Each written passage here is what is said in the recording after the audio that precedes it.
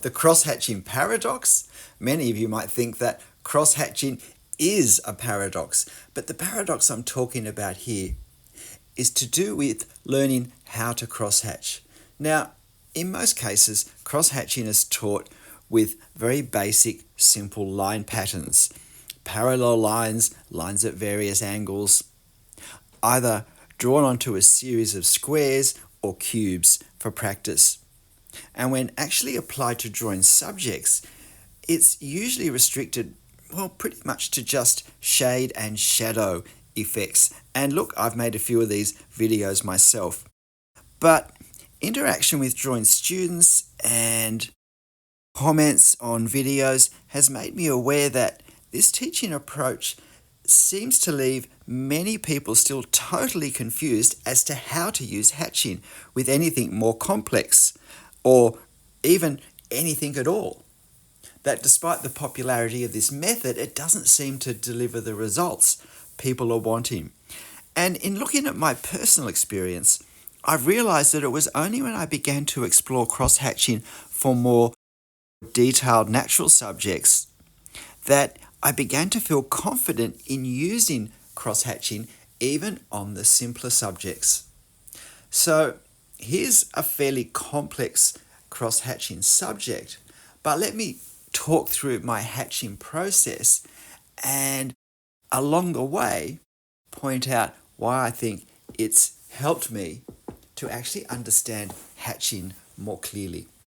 And I think the basic reason is because hatching is so much more than, if you like, a pattern on the paper to create a certain effective value.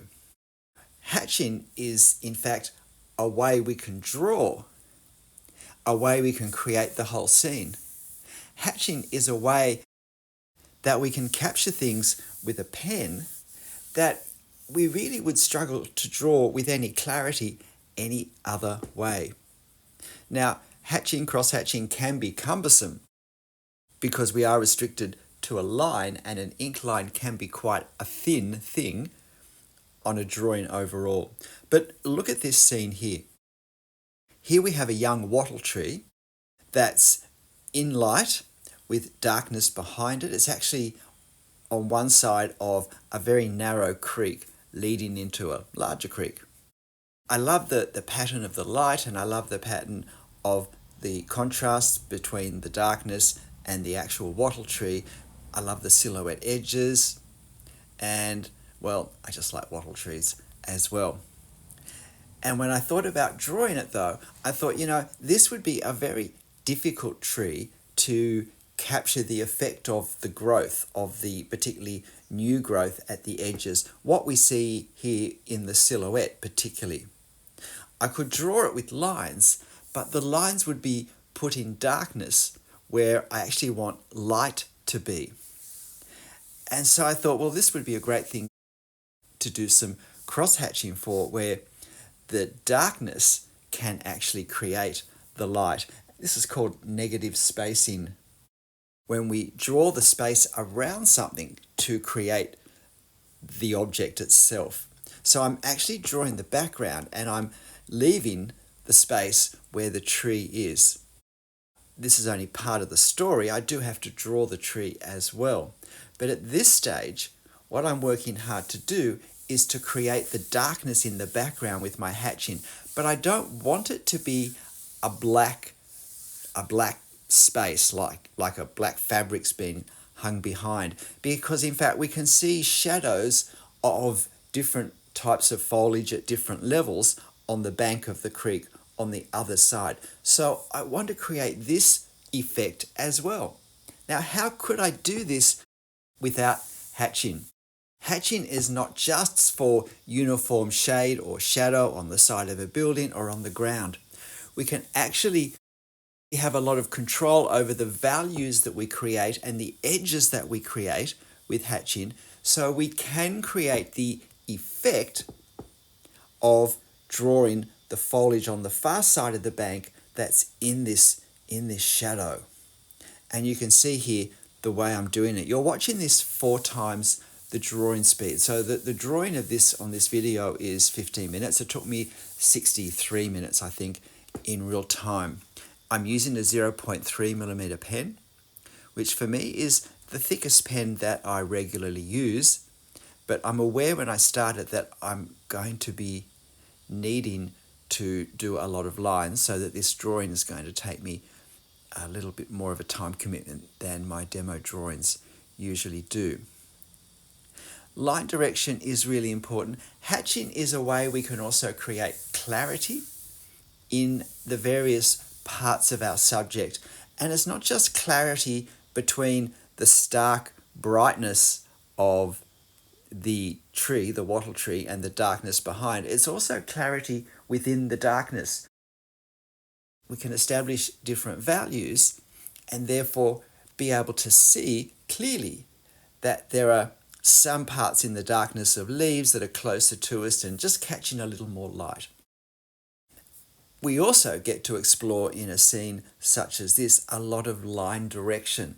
Now, what's the right line direction? There is no right line direction for anything. The question is, what line direction serves the purposes of the drawing, which is why understanding process is so important, to understand what am I doing when I'm drawing, and also to be able to visualize how we'd like our finished drawing to look. What's the goal for how this is going to look? And then the question is, and the answer falls into place with a little bit of experience very easily, well, what hatching direction will create the visual effects that I'm after? So you look at this now and you can see how it's going. I've created the darkness behind, and I've had to go very dark early, which is not something I usually recommend with hatching. We understand lights and darks in relation to other lights and darks. And so it can be good to develop these across the whole drawing at once. But I know that in this case, because there is such a stark contrast between the background and the subject, the tree, that I really need to be able to see how dark the dark is to be able to confidently hatch on the tree and create the right values to know just how dark to go. With a subject such as this, it's a bit of a fine line between enough hatching and too much hatching. Preserving just the amount of white space that we need, whether it's totally a white space or it's just larger white spaces between hatch lines, is a key thing. In fact, in this drawing, I take the tape off at the end and just have a look at it then, and then I add a little bit more detail, a little bit more hatching to the tree. And the question is, should I have left it as it was or added it? My wife thinks there was a little more clarity overall if I'd left it. I felt that there was a little bit too much starkness in the contrast between the tree overall and the background.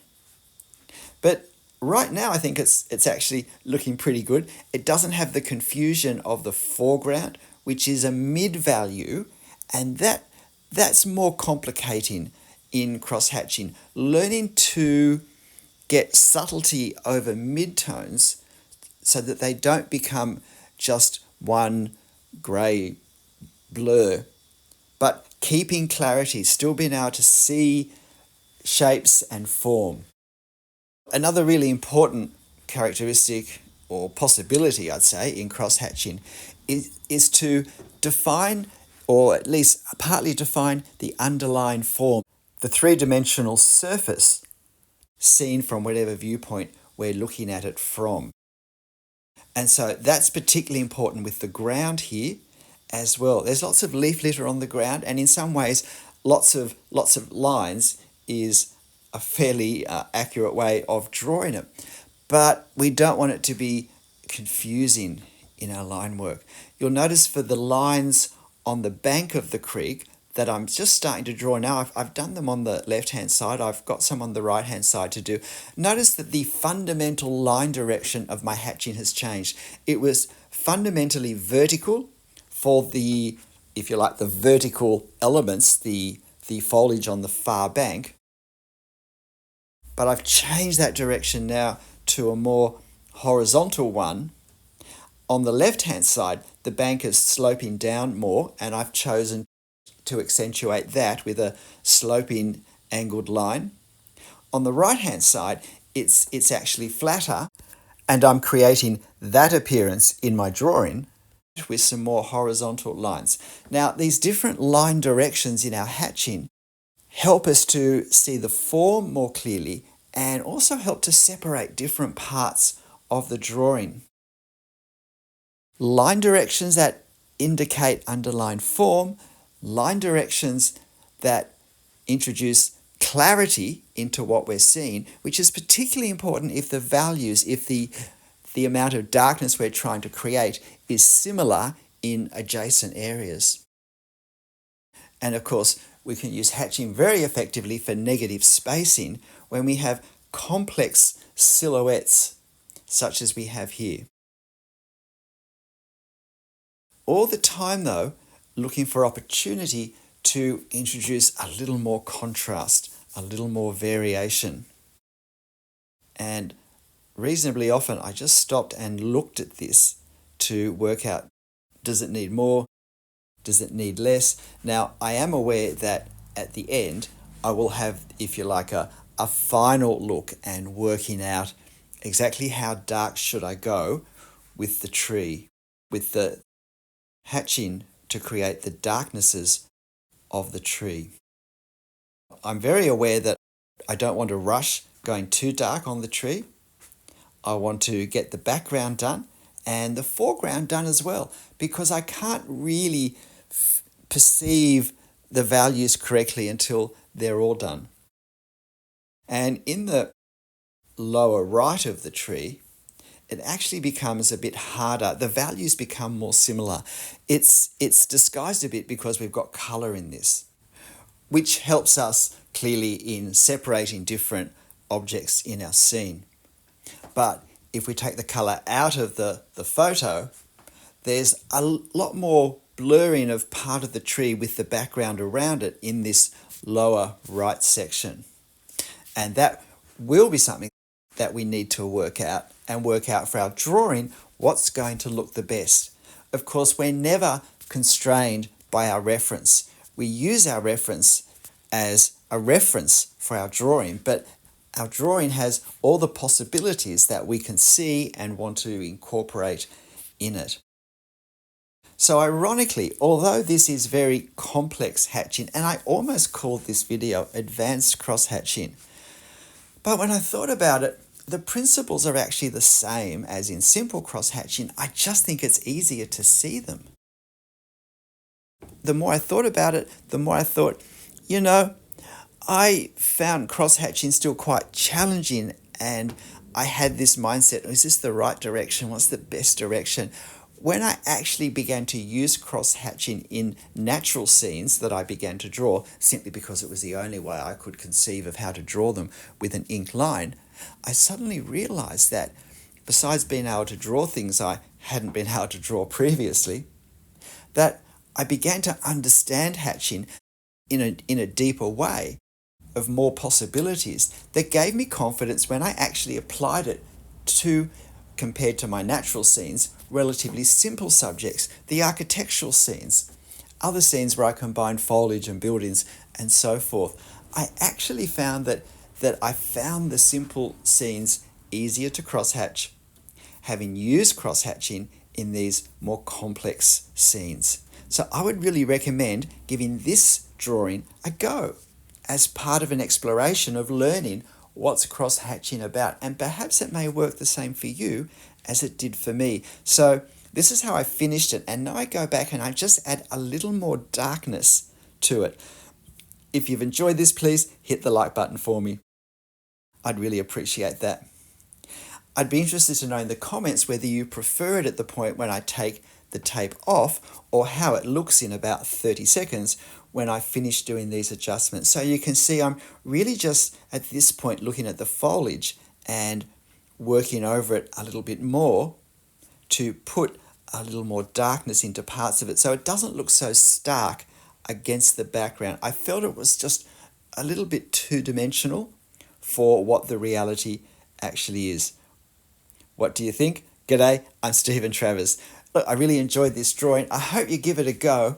And if you're hesitant with cross-hatching, I hope exploring hatching at this level or in this way actually makes it easier to understand. It certainly worked this way for me, as much of a paradox as that might seem. But hey, in the end, whatever you hatch, whatever you draw, however you draw it, however it looks, make sure you have fun. I'll see you next time. Bye.